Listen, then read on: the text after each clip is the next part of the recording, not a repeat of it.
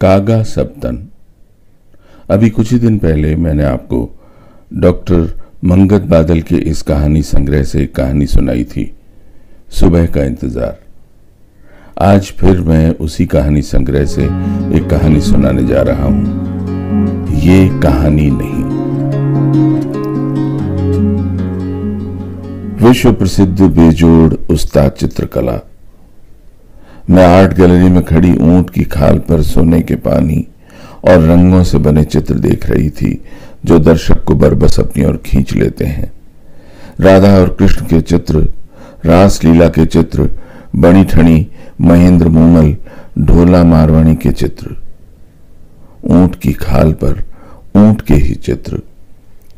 ढोला मारवाणी के चित्र में ऊंट की तनी हुई गर्दन, उसका आगे वाला उठा हुआ पैर, मोहरी के इशारे से उसे मोड़ने के प्रयास में ढोला का उठा हुआ हाथ, और साथ ही कनखियों से मारवाणी की ओर देखना, मारवाणी की झुकी नजरें, मंद मुस्कान, ये सब देखकर ऐसा लग रहा था जैसे ढोला अभी इस चित्र में से निकलकर जमीन पर उतर आएगा, फिर पूगल के धोरों को पीछे छोड़ता हुआ नरवर की ओर बढ़ जाएगा।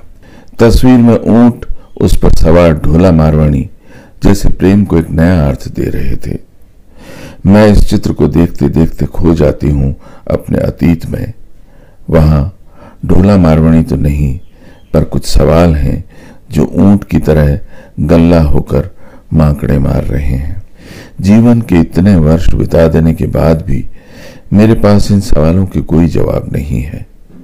हालांकि ऐसे प्रश्न सभी के जीवन में आते होंगे, लेकिन हो सकता है कोई उन्हें दरकिनार कर दे या ऐसे वाहियात विषयों के बारे में सोचने की जरूरत ही न समझे। आज मैं एक कुशल सर्जन हूं। सैकड़ों ऑपरेशन अपने इन्हीं हाथों से कर चुकी हूं। किसी को जीवन देने के भरसक प्रयास में कई बार असफल भी रही हूं। ये सब कुछ पेशे से जुड़ा है, लेकिन अगर मुझे जानबूझकर किसी की जान लेनी पड़े या किसी असाध्य रोगी के प्राण लेने में ही उसका भला हो और उसे मारने के लिए कहा जाए, तो मैं ऐसा नहीं कर सकूंगी। हजारों लोगों को मैंने मौत से संघर्ष करते देखा है। कुछ ऐसे रोगियों की अनुनय प्रार्थनाएं भी सुनी हैं जो शारीरिक कष्ट से दुखी होकर मर जाना चाहते हैं, लेकिन मैं ऐसा कभी सोच भी नहीं सकती, क्योंकि जीवन देने वाला ईश्वर है। जब हम जीवन देने में सक्षम नहीं है तो मृत्यु कैसे दे सकते हैं?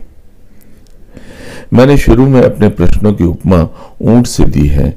आप भी सोच रहे होंगे कि साहित्य में क्या उपमाओं का अकाल पड़ गया है, या ऐसे हठी लेकिन मार्मिक प्रश्नों के लिए ऊंट से अच्छी उपमा दूसरी हो ही नहीं सकती। हो सकती होगी, लेकिन मेरा प्रश्न ऊंट से ही जुड़ा है, इसलिए मैं दूसरी उपमा दे भी कैसे सकती हूं। राजस्थान में एक कहावत है कि हलसोतिये के अवसर पर अगर ऊंट की मृत्यु हो जाए तो किसान भी एक तरह से मर जाता है।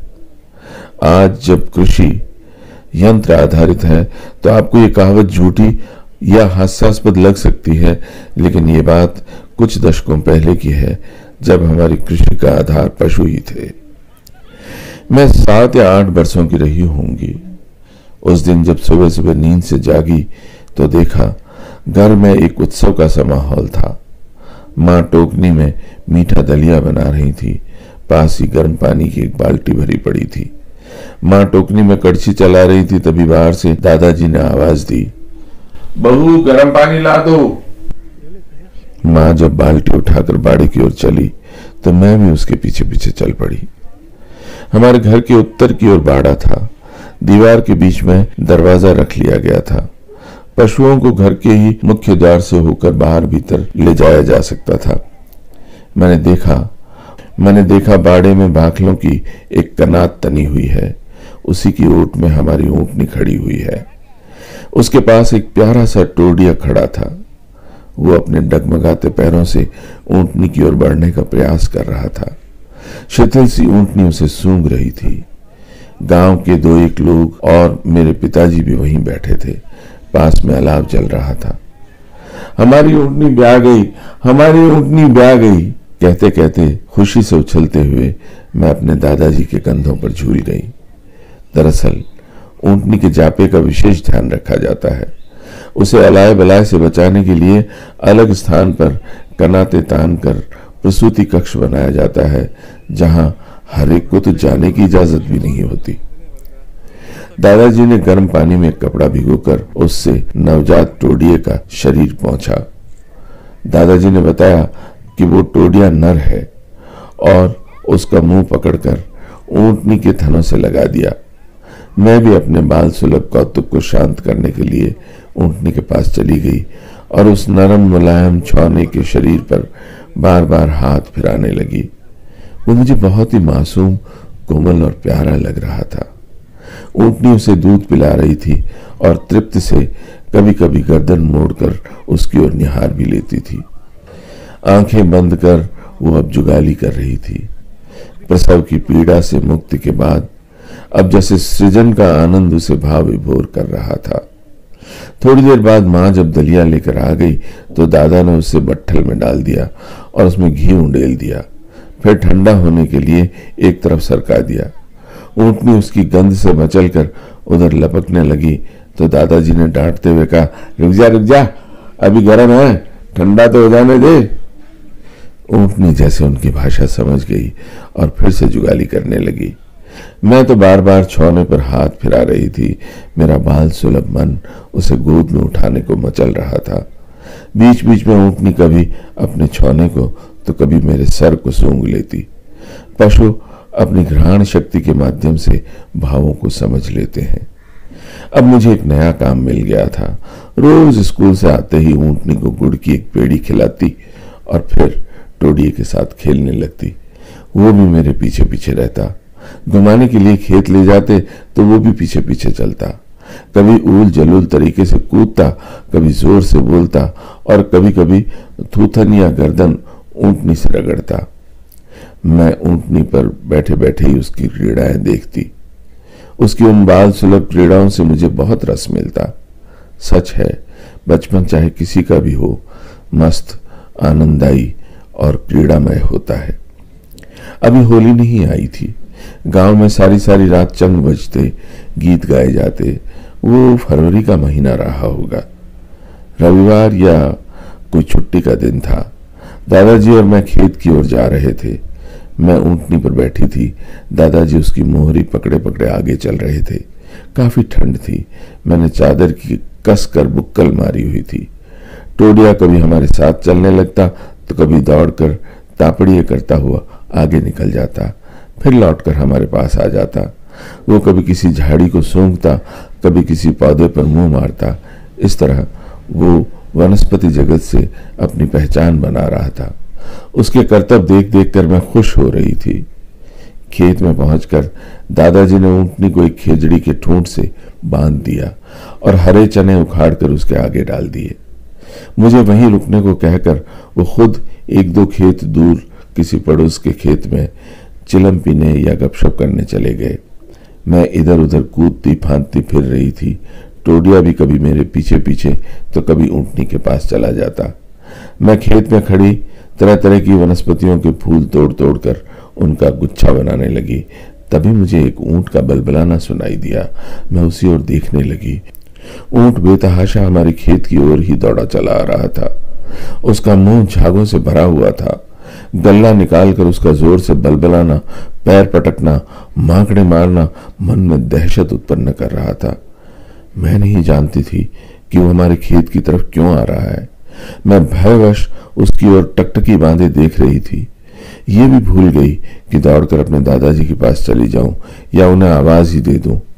ऊंट को अपनी ओर आते देख ऊंटनी भी भय से अरड़ाने लगी और मोहरी तोड़वाने की चेष्टा करने लगी। टोडिया भयभीत होकर ऊंटनी के पास आ गया और उसके चारों ओर चक्कर लगाने लगा। इतने में वो मदांध ऊंट पास आ पहुंचा। वो बेहद आक्रामक हो रहा था। ऊंटनी के पास आते ही उसे लगा कि टोडिया उसके और ऊंटनी के बीच दीवार है, इसलिए पहले इस दीवार को हटाना चाहिए। उसने डांचली मारकर टोडिया की गर्दन पकड़ी और जोर से झटका दिया। टोडिया जमीन पर गिर पड़ा तो वो उसके ऊपर बैठ गया और उसे कुचलने लगा। तभी ऊंटनी ने गर्दन को जोर से झटका दिया जिससे नकेल टूट गई। स्वतंत्र होकर वो उस क्रूर ऊंट पर टूट पड़ी, लेकिन अब तक उस ऊंट की आंखों की किरकिरी दूर हो चुकी थी। मैं डर से जोर जोर से पैर पटकती हुई चिल्लाने लगी, लेकिन इससे ऊंट को क्या फर्क पड़ता। ऊंटनी उसका अधिक देर तक सामना नहीं कर सकी, इसलिए वो दौड़ने लगी। ऊंट उसके पीछे पीछे दौड़ रहा था। वो उसे काबू में करने के लिए कभी उसकी पीठ पर काटता तो कभी गर्दन पर, कभी उसको धक्का देकर गिराने की कोशिश करता। ऊंटनी ने उससे बचने के लिए एक झिड़की खाई, लेकिन अपना संतुलन न बनाए रख सकी और गिर पड़ी। जोर से कड़ाक शब्द हुआ। ऊंट उसके ऊपर बैठ गया और घुटनों से उसे कुचलने लगा। ऊंटनी दर्द और बेबसी में अड़ाए जा रही थी। शोर सुनकर दादाजी और 2 अन्य खेत पड़ोसी लाठियां लेकर आ गए थे और ऊंट पर पिल पड़े। बड़ी मुश्किल से उसे काबू में किया गया, लेकिन जब दादाजी ने ऊंटनी को देखा तो अफसोस से माथा पकड़कर बैठ गए। अचानक गिरने से ऊंटनी की आगे वाली दोनों टांगें टूट गई थी। वो दर्द से बिलबिला रही थी। उधर टोडिया भी ठंडा पड़ चुका था। मैं बस रोए जा रही थी। मैंने गुस्से में भरकर बंधे हुए ऊंट को कई लातें मारी। दादाजी ने मुझे पुचकार कर बाहों में भर लिया, मेरे आंसू पोंछे।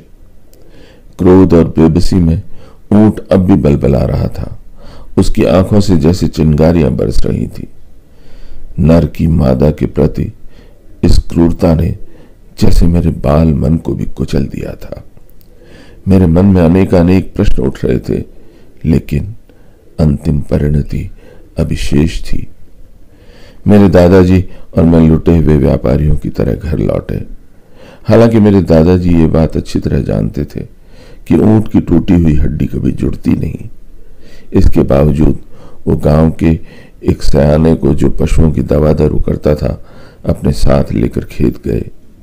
मैं भी साथ गई थी। ऊंटनी रह रहकर बिलबिला रही थी।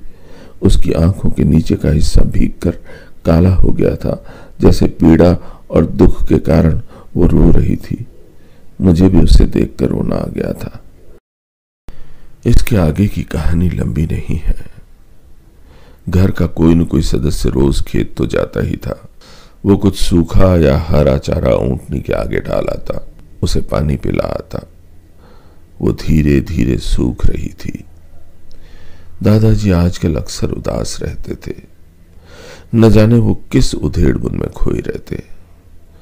वो जब भी खेत से लौटते ज्यादा दुखी और बेचैन दिखलाई पड़ते। एक दिन उन्होंने बलराम चाचा को बुलाया। वो रिश्ते में मेरे चाचा लगते थे। उनके पास बंदूक थी। वो उन्हें साथ लेकर खेत की ओर चल पड़े। मैं भी उनके साथ जाने की जिद करने लगी। दादाजी ने पहले तो मुझे झिड़क दिया, फिर न जाने क्या सोचकर मुझे साथ ले लिया। शायद उस क्रूर लेकिन संवेदनापूर्ण घटना का प्रत्यक्षदर्शी बनाने के लिए, या ऊंटनी के प्रति मेरे मन में पनपे मोह को सदा सदा के लिए खत्म करने के लिए, या फिर ये समझाने के लिए कि कई बार मौत जीवन से ज्यादा करुणापूर्ण मगर सुखद होती है। ये थी डॉक्टर मंगत बादल की कहानी। ये कहानी नहीं जिसे हमने उनके कहानी संग्रह कागा सप्तन से लिया था। अगर आप ये पुस्तक कागा सप्तन लेना चाहते हैं तो इसे बोधि प्रकाशन जयपुर से प्राप्त कर सकते हैं। इसके लिए आपको फोन करना होगा इस नंबर पर 9829018087।